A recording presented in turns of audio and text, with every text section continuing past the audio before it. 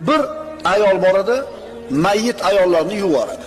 Kunlardan birida bir mayit ayolni yuvayotganida bu yuvuvchi ayolni qo'li yopishib qoldi mayitaga. U qilishdi bo'lmadi. Vaqt o'tdi, qo'li bilan jasadi bitta o'tib ketdi hali mayit. Shunda mayit ayolni egalari nima qilishiga hayron bo'lishdi. Ayolni tanasidan kesib turib, bu ayolning qo'lini ajratadimi mayitani? Yoki yuvayotgan ayolning qo'li kesiladimi? Mumkin emas, o'likni kesib bo'lmaydi, sochini olib bo'lmaydi, terib bo'lmaydi o'likka. Shunda buni xabarini Imom Molikka yetkazishdi. Imom Molik buni eshitdi-da 80 darra uringlar deb hukm chiqarib berdi. Haligi yuvuvchi ayolni. Shu turgan holatida bu yuvuvchi ayolni 80 darra urishdi. 80-darra tushganida qo'li mayitni tanasidan ajrab ketdi. Bu yuvuvchi ayol mayit bo'lib yotgan ayolni zinoda qalbi bilan ayblab qo'ygan edi. Bu zinokor deb qo'ydi. Qatida birodar qalbi bilan g'iybat qilgani uchun javobgar bo'ladigan bo'lsa, tili bilan g'iybat qilsa